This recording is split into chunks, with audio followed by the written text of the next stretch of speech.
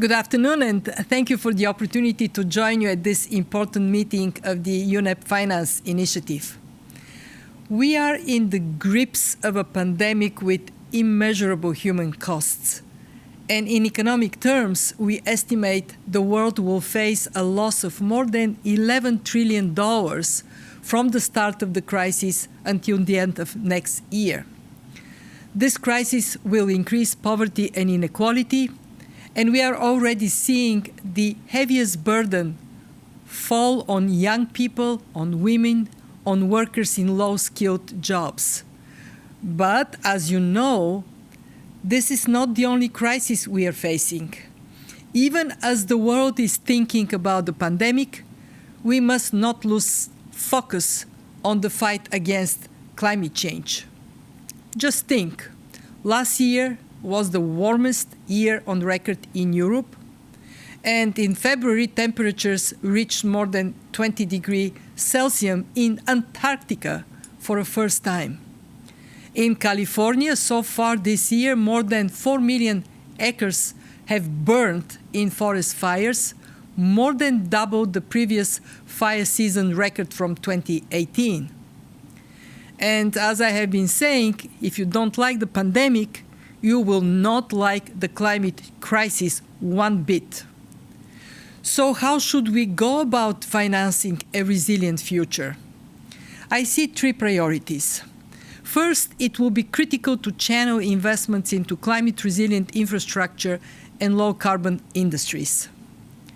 We have seen governments deploy about $12 trillion in fiscal measures to put a floor under the economy and stop its free fall.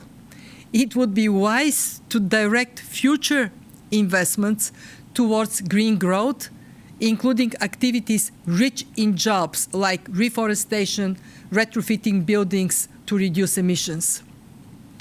Second, we need to put the right price on carbon. Right now, the global price is around $2 a ton. To achieve the goals of the Paris Agreement, it would need to reach around $75 a ton. This would also provide crucial revenues to help offset any impact on vulnerable people and regions and to restore public finances.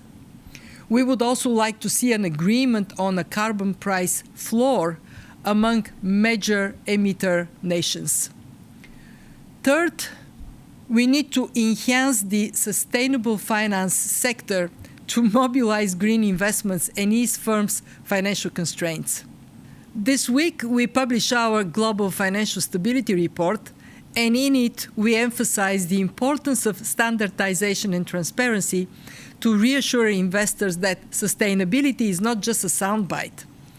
Better and more standardized disclosures will help lenders and investors assess exposure to climate risks and thus help mobilize financial flows towards green investments.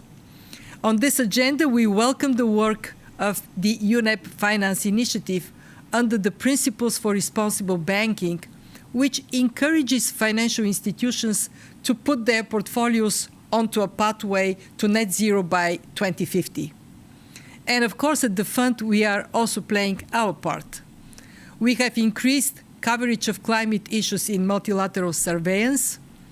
We provide our members with guidance on fiscal and other policies for implementing countries' pledges for the Paris Agreement.